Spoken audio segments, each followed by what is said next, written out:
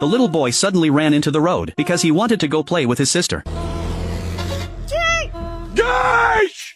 His father was the first to notice what was happening. He sprinted toward him like a madman. Fortunately, at the very last second, the father managed to snatch his son back from the hands of death. But what he never expected was that this tragedy was destined to happen anyway. After the tanker truck overturned, the tank slid straight toward his daughter, who was crouching not far away. Just like that, the parents lost their daughter. Suppressing the unbearable grief of losing their child, they gave her a beautiful funeral. But on the very night of the funeral, the father secretly kept it from everyone and dug up his daughter's body. He then buried her in what looked like a shabby little cemetery. Not long after the father finished everything and returned home, his daughter miraculously came back to life. Daddy. The story begins with a family moving to a new home. Jack is an emergency room doctor. He has spent years witnessing life and death at a city hospital. Having seen every kind of human suffering, he wanted to escape the stressful pace of city life and give his wife and children a better life. So he moved his entire family to a remote small town. They settled into a beautiful detached house. The whole family loved the place. The only downside was the freight highway in front of the house. Because of its remote location, massive trucks raced past day and night at full speed without ever slowing down. Not long after moving in, Jack went to work as usual. While little Emma and her mother were unpacking at home, they accidentally witnessed something bizarre. A group of local children wearing masks were pushing the body of a dead puppy on a small cart and solemnly walked into the forest. Curious Emma took advantage of her mother's distraction and ran into the woods after them. Before long, she found a place called the Pet Cemetery. It was filled with tiny little graves. It was obvious that the children had buried the dead puppy there. Behind the cemetery was a massive pile of rotten logs, clearly placed there to keep people out. Innocent Emma was filled with curiosity and wanted to see what was hidden behind them.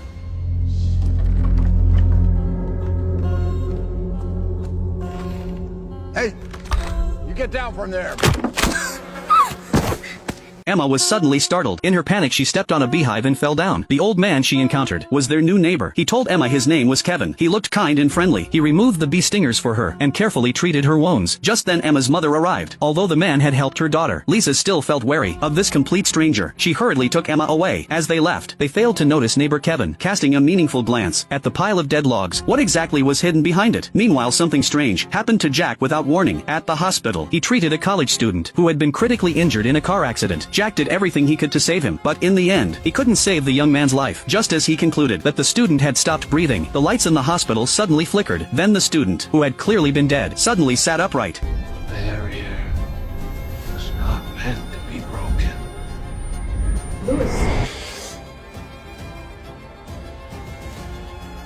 This horrifying sight made Jack believe it was merely a hallucination caused by too much stress. He didn't think much of it. What he didn't know was that the real nightmare had only just begun. That night, Jack tossed and turned in bed. He kept feeling as if someone was calling his name. He got up to investigate and suddenly discovered a shadowy figure standing behind him. Still half asleep, he followed the mysterious figure into the forest behind the house. It led him to the pet cemetery. Like father, like daughter, Jack was also drawn to the pile of dead logs. He wanted to climb over them to see what was on the other side, but the very next second,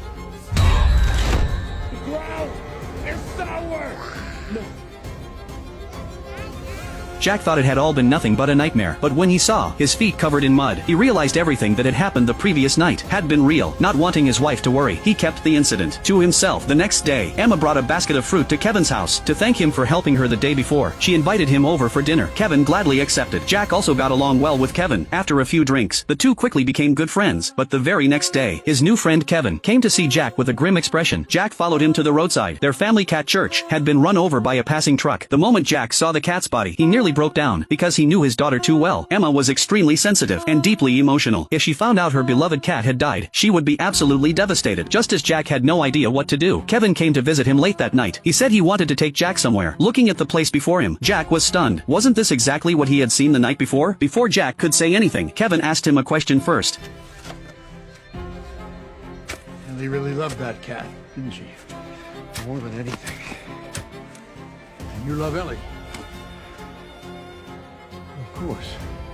Then Kevin led Jack over the wall of stacked dead logs. Behind the wooden barrier were countless rocks and withered trees, giving the place an eerie atmosphere. Moreover, ancient-looking symbols were carved all around them. Kevin led Jack to a stone platform. He solemnly told Jack to bury the cat there. Although Jack was confused about what Kevin meant, he didn't ask any questions and simply did as he was told. Early the next morning, Jack and his wife planned to tell Emma that Church had died, but to their surprise, Emma pointed at the closet and said Church had already come back the night before. The couple opened the closet. Church was crouching inside, covered in blood. Although he looked looked battered. He was undeniably alive. Jack was completely stunned. He went to find Kevin, but Kevin avoided answering his questions. It was obvious that Kevin had no intention of telling him the truth. Left with no other choice, Jack returned home and started researching on his own, but online, he found no information whatsoever about the town. As for what lay beyond the dead logs, there wasn't a single clue. The dead cat had returned home completely intact. Everything in the family seemed as warm as before, but observant Jack still noticed something strange. The resurrected Church was no longer the cat he once knew. The once gentle and affectionate cat had become cold and sinister, with vicious eyes and a violent temperament. He not only scratched Emma on purpose, but also showed inexplicable hostility toward the entire family. With no other option, Jack sought out Kevin again and insisted he tell him the truth. Seeing Jack's determination, Kevin finally confessed everything. It turned out that the place was an ancient Native American burial ground. The land itself possessed an overwhelmingly evil power. It could twist life and death and overturn the natural order, but after years of abandonment, it had become corrupted by an evil force. What returned was no longer the original soul, but an evil puppet, tainted by the dark spirits beneath the ground. Kevin himself had once buried his own dog there. In the end, its personality changed drastically. It became far too violent, so he had no choice but to have it euthanized. He admitted that he had only suggested it because Emma loved the cat so much. Life and death cannot be reversed. Trying to defy the natural order will only create a corrupted monster. Jack decided to euthanize Church after all, but when the moment came, looking at the cat, who had accompanied the family for so many years, he simply couldn't do it. Helpless, he drove far away from home and released Church into the wild, hoping he could start a new life there alone. What Jack never imagined was that this decision would ultimately bring complete disaster upon his family. Soon it was Emma's birthday. Friends and relatives gathered to celebrate, but Emma remained depressed, missing her beloved cat. To cheer his daughter up, Jack played hide and seek with the children. While hiding behind a large tree, Emma unexpectedly spotted a familiar figure. Her beloved cat had returned. Emma was overjoyed, but in the very next second, a speeding tanker truck came rushing toward her. The road was usually deserted. The driver was using his phone while driving. The tragedy happened in an instant. Unable to accept her daughter's death, his wife took their young son back to her parents' house, leaving Jack alone to drown in grief. After several drinks, however, Jack suddenly came up with a bold idea. If that cursed land could bring back pets, perhaps it could resurrect his daughter as well. He immediately rushed to the cemetery, dug up Emma's body, and buried her in that eerie land. Afterward, Jack returned to Emma's room and laid out a clean set of clothes on her bed. No matter what his daughter became after returning, he didn't care about the consequences. There was only one obsession in his heart: to bring his daughter back to his side. In the middle of the night, Jack was suddenly awakened by the sound of a door opening. He immediately got up and went outside to investigate. Sure enough, he found a row of muddy little footprints. Jack's heart was pounding in his throat. He quickly followed the footprints into the basement. He pulled aside the little playhouse Emma had built when she was alive. Inside was a toy cat's head, one that had come from the pet cemetery.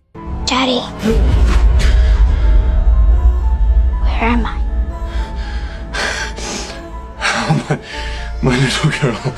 The moment he saw his resurrected daughter, Jack immediately embraced her in excitement, completely ignoring the foul odor of decay coming from her body. He then hurriedly took Emma to the bathroom, planning to give her a proper bath, but while brushing her hair, the comb suddenly caught on something. Jack quickly lifted her hair to look. It was the mortician's stitched wound. Panicked Jack laid his daughter on the bed. At that moment, Emma suddenly brought up what had happened. On her birthday, she said she had seen her cat, and then a huge truck came speeding toward her. Although Jack knew very well that the Emma before him was no longer truly his daughter, he never regretted his decision. Time quickly passed to the following morning. As soon as Jack woke up, he saw Emma still wearing the clothes she had been buried in, dancing wildly in the living room. But as she danced, her temper suddenly became violent.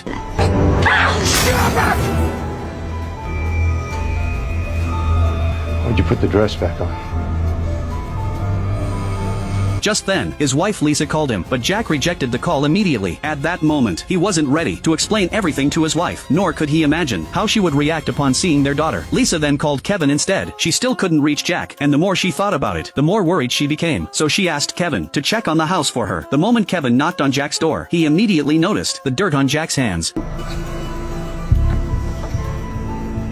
If you've done something, Lewis, it's not too late to undo it. You don't have to worry about me, George. That's all I know.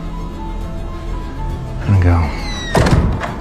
After saying what he needed to say, Kevin turned to leave, but just then, he caught a glimpse of Emma through the window. His suspicion had been correct. Jack had indeed resurrected his daughter. Realizing something was terribly wrong, Kevin rushed home immediately and took a revolver from a drawer. He knew better than anyone how horrifying this resurrection was. Years ago, after his wife died, he had used the very same method to bring her back. In the end, he was the only survivor of his family of 4. Just then, something crashed upstairs. Hearing the noise, Kevin hurried upstairs to investigate. To his surprise, it was only Emma's cat that had wandered into the house. Kevin let out a small sigh of relief, but immediately afterward, a knife suddenly pierced his ankle. He tumbled down the stairs on the spot. Then Emma slowly appeared. She removed the mask from her face. Shockingly, the face beneath the mask was Kevin's wife. Mr. Johnson. That's not my Norma! Ellie's hurting. You did this to her. It's not you. It's not you. You told Lewis about that place. And now we're suffering. Eternally. But we're here now. To bring you back. So you can suffer with us. Just come and fucking try. With Emma and the cat working together, Kevin was brutally murdered. Meanwhile, Jack was searching the house for Emma, but just then, his wife Lisa returned from her parents' house with their young son. What are you... Thank God you're okay.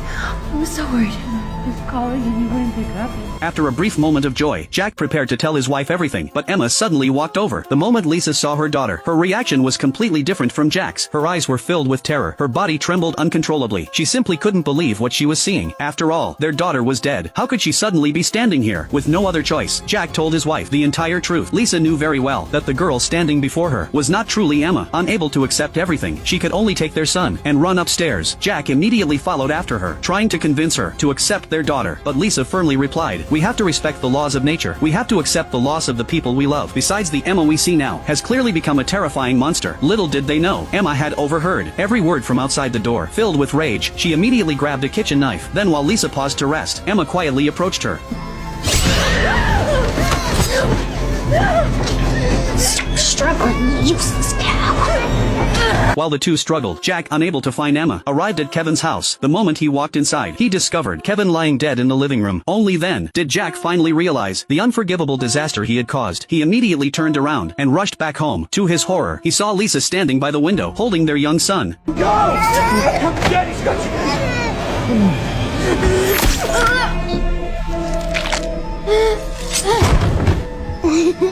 Daddy needs you to stay in the car, okay? Don't open the door for anyone. Listen to me, Gage, not even for Ellie. After finally getting his son to safety, Jack hurried upstairs, but to his shock, his wife was already lying in a pool of blood.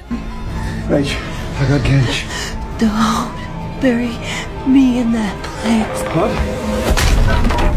Emma then dragged her mother's body, preparing to bury her as well, in the pet cemetery, because only then would her mother become one of their kind, and their family could stay together forever. After an unknown amount of time, Jack slowly regained consciousness. The trail of blood dragged across the floor made his heart sink. The first place that came to his mind was the pet cemetery. After confirming that his son had fallen asleep in the car, Jack rushed there without hesitation. But the moment he arrived, Emma's voice suddenly echoed around him.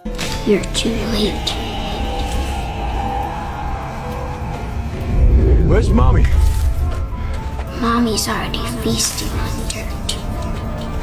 What have you done, Elle? Come on. You started this, Daddy. When you moved us here. When you buried Church. When you buried me! Emma caught Jack off guard and restrained him from behind, but she was still only a child. Within moments, the stronger Jack pinned her to the ground. Please, just stop.